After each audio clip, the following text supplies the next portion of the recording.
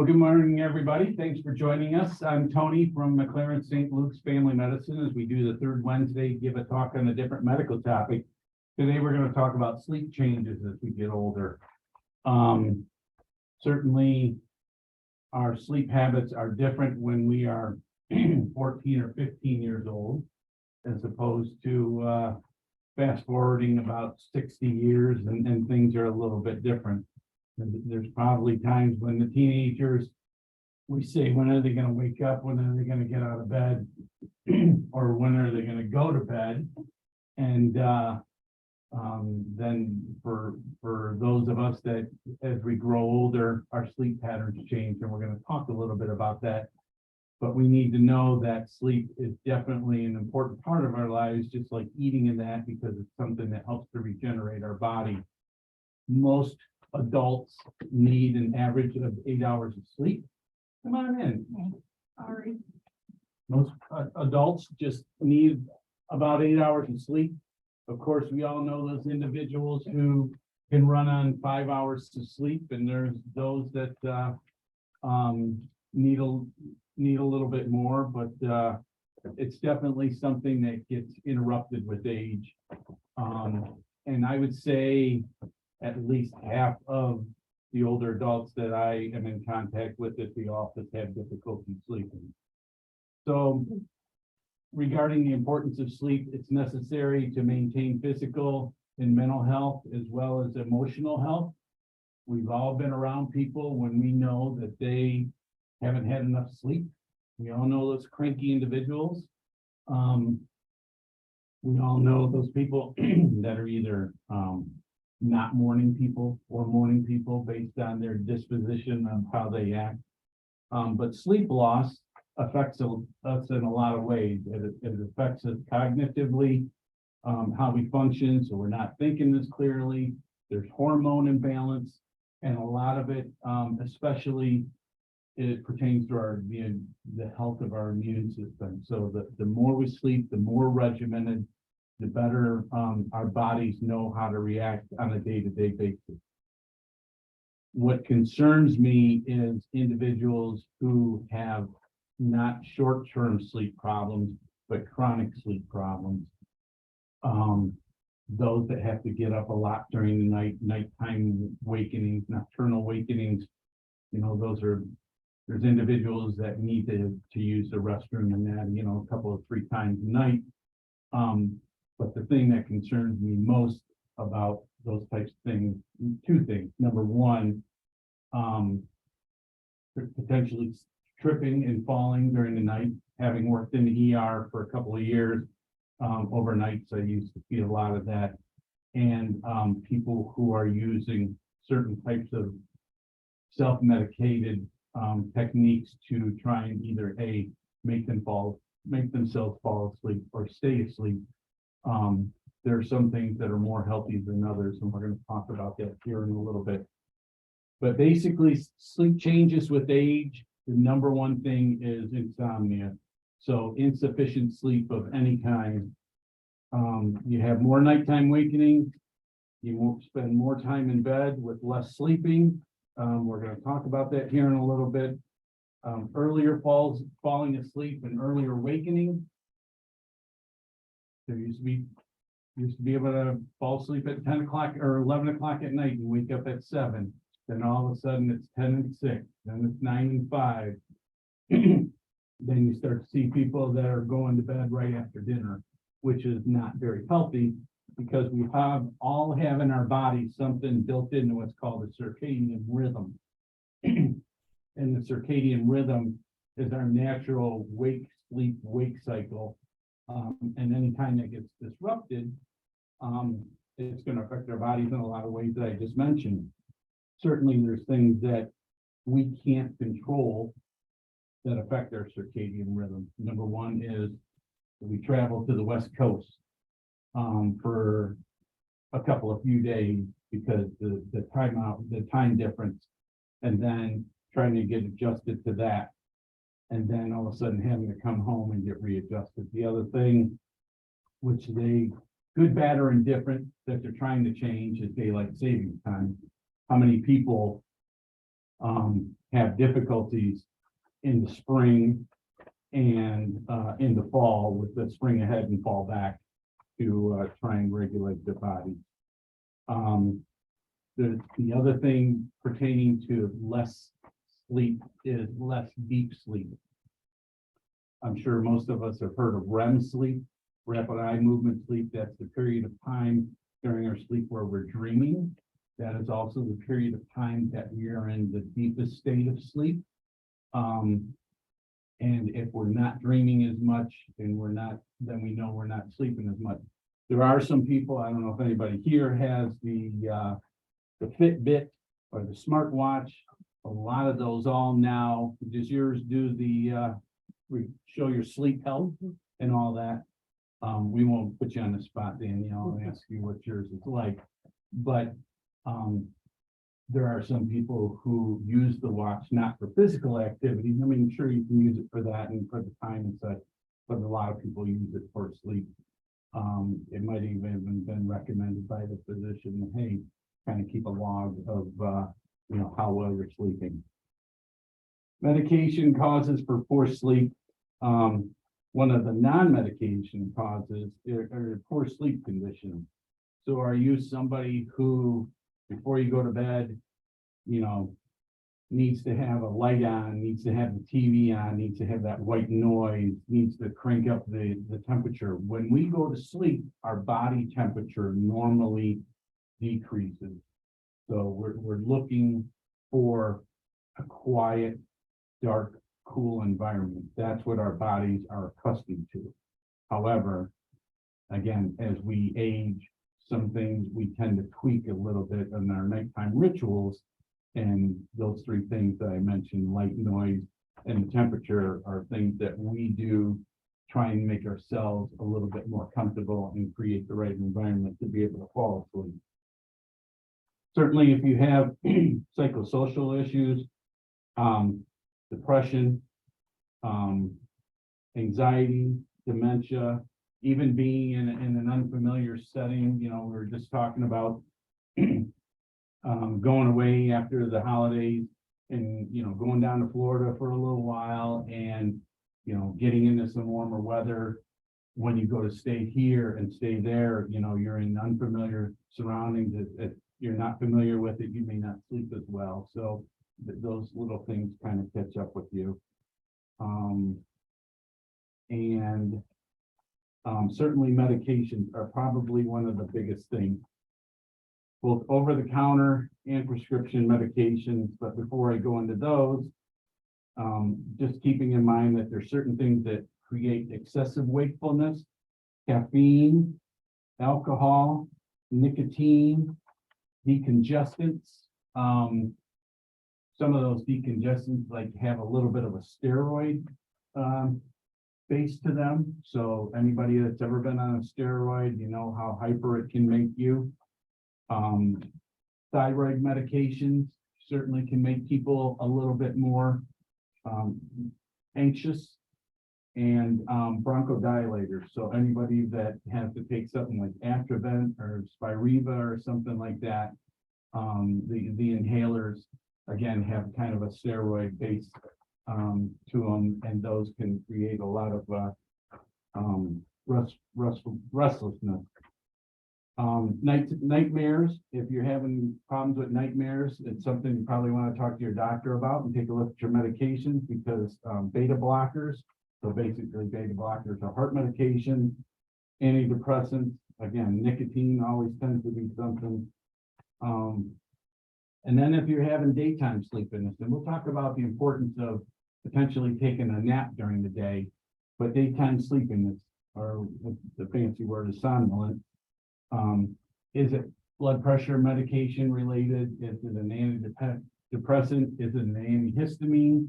I know that during times like this, when the seasons change and our noses start to run and everything, some people take something over the counter like Benadryl. Most people, that antihistamine has a drowsiness effect. There are some people that are hypersensitive to it, and it kind of almost has that steroid effect.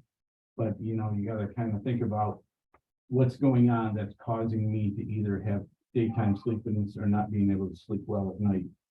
And then, as I mentioned before, getting up during the night and nighttime urination.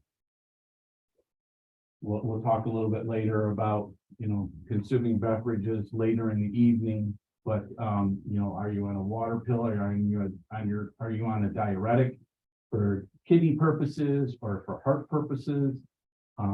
Those types of things will certainly make you urinate more frequently. And then other types of medical conditions. Reflux is a really big one for a lot of people. You notice sometimes that people will sleep in a chair just to try and help with their congestion, help with their heart, but help with their reflux, because there's some people who lie down and then they get that stomach acid, coming back up towards their throat and everything. So they have to find a way to be able to effectively deal with that. And then there's some other things here about urinary tract infections, prostate enlargement, pertaining to men. And then things like Alzheimer and Parkinson's certainly can be two other things. That's probably one of the other things that some of us tend to overlook in the moment until we reflect a little bit later in the evening, is the type of foods that we eat. So we all know what tastes good, but we also know what doesn't agree with us. So am I going to eat those spicy hot wings at dinner time, and then all of a sudden come 10 o'clock at night, I'm like, well, maybe I shouldn't have had those. There's certain things that can catch up with us. Of course, one of the other issues related to improper sleep would be somebody having a sleep disorder. Are you having particularly things like restless leg syndrome, jerking in your sleep, your body jerking, unable to lie still? Probably one of the bigger things is, and you see it more often these days, is sleep apnea. Are you a person who, somebody's coming up to you and say, hey, you do a lot of snoring, or all of a sudden I hear you going, and then there's that long pause before you hear somebody exhale, that period of apnea, and saying, well, that isn't very healthy. We may say, well, I've slept that's the way it's always been. And, it may not necessarily be weight related, but the important thing is to get in with your doctor and get referred to a sleep specialist to get a sleep study. Unfortunately, for some, I shouldn't say unfortunately, but for some, it may result in having to wear a CPAP, the mask and everything at night, which may seem very uncomfortable for some people, but it's going to put your body at rest, at proper rest, and help your body, because sleep apnea can lead to things like heart attacks and stroke.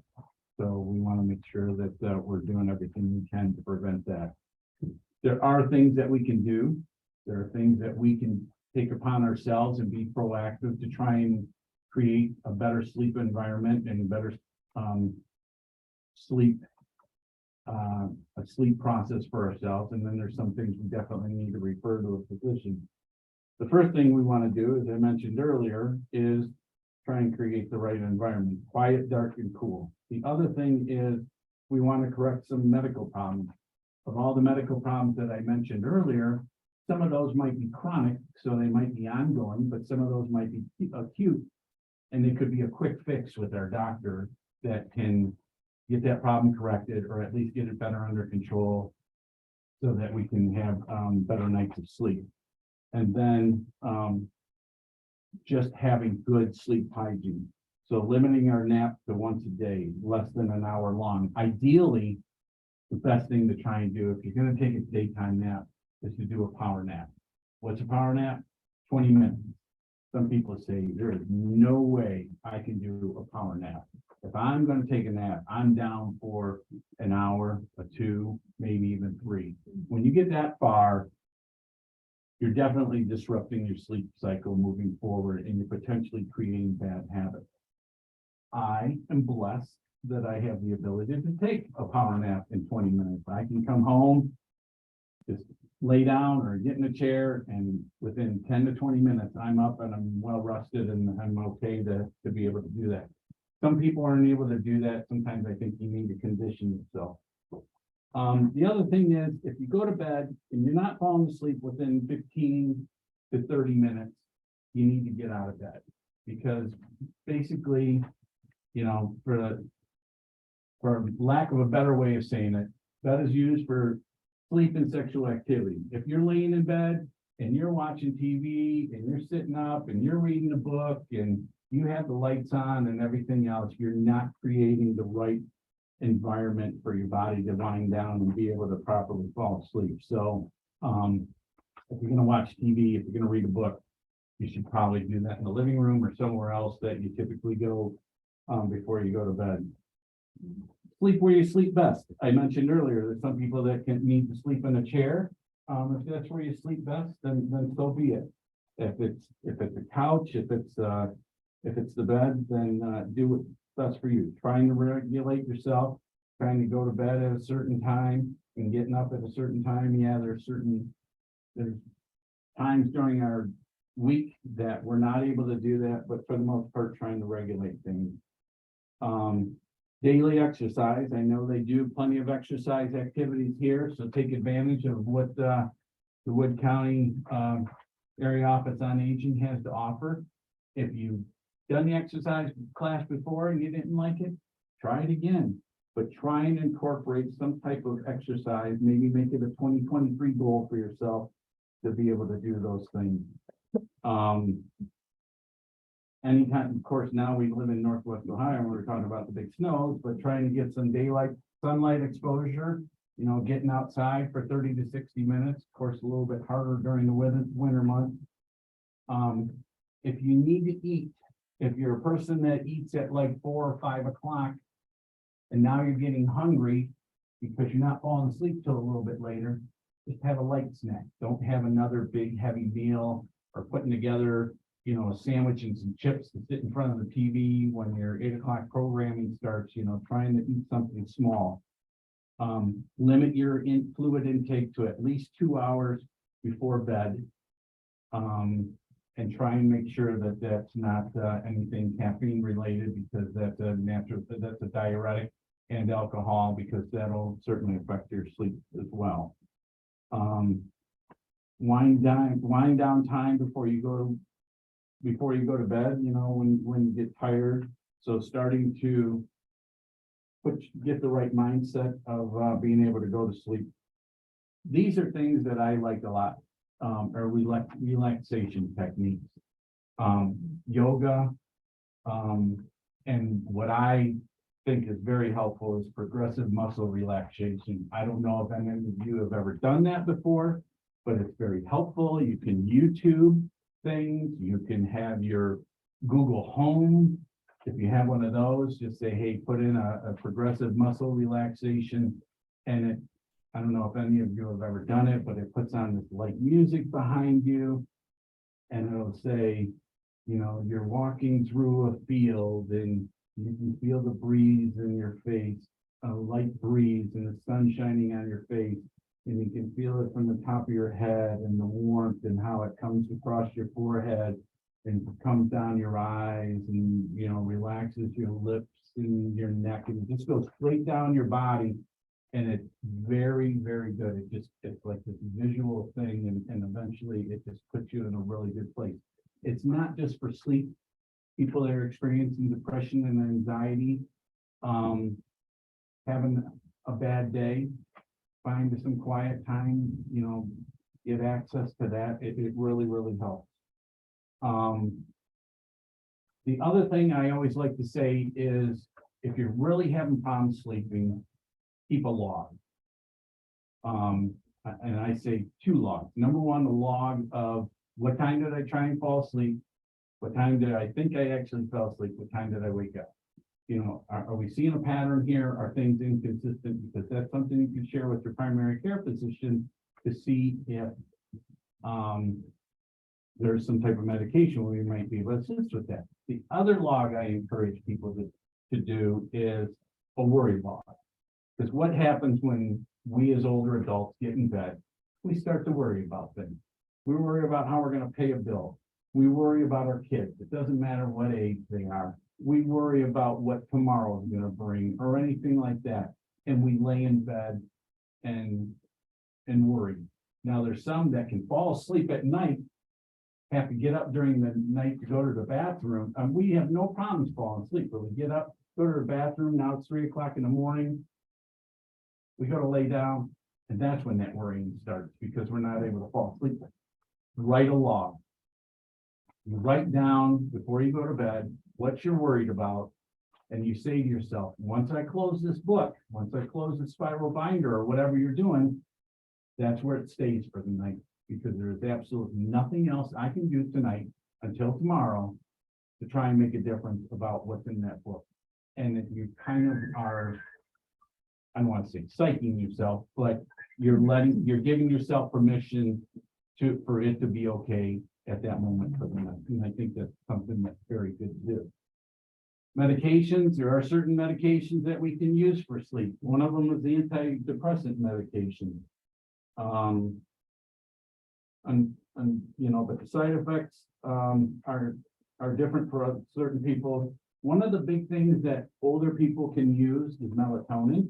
It's over the counter, it's not prescription. You typically want to take that about 30 minutes before you fall asleep. But I encourage people that are going to try that, as opposed to something like Tylenol PM or a Benadryl or something like that, is start with a very low dose, because you don't know how well or how your body is going to react to potentially it being a normal dose. So if it says 10 milligrams, you might want to start with 5 to see if it's something that works for you. And then working up after a period of time, maybe a week or a few days to that 10 milligrams. You don't want to take more than what's prescribed, because there could be adverse consequences. And again, you could be one of those people that truly snow yourself to fall asleep. And then when you get up, because you have to go to the bathroom or something, having one of those trips to fall, now we're in the ER and having to have a conversation about proper sleep habits. Weight loss certainly helps people, making sure if you are going to be on a CPAP machine for sleep apnea, that you're wearing it properly. If you are a person that has restless leg or those sudden jerking movements, talk to your doctor about certain types of medications that are available. Cinemet tends to be one that comes to mind. But you also, as it says here on the outline, you want to be evaluated for something simple like, am I having an iron deficiency? Is it something that can be corrected? There are other sleep aids out there, benzodiazepines, things like Ambien. We've heard of Ambien. Other things, again, those should be in older adults, be given at very low doses and be administered under the supervision of a primary care physician, so they can continue to monitor things. And then, watching out for things like antihistamines, especially during the seasonal, during the allergy season, so things like Claritin, Zyrtec, and I mentioned Benadryl. So those are basically a few tips, some information to share. Anybody have any questions related to sleep disorders in older adults? Or did I do you and which was not my goal? All right. Well, thank you, everybody. I appreciate your time. Thank you for coming in. I wish all of you happy holidays, no matter how you celebrate them. And I wish you a happy new year. And I will be back in January with Dr. Altman, and we're going to talk about advanced care planning, advanced directives, living will, power of attorney, kind of having those things in place. And you may say, well, I already have that in place. I don't need to come hear that talk, but you might learn a few things. So I encourage you to stop by when you can.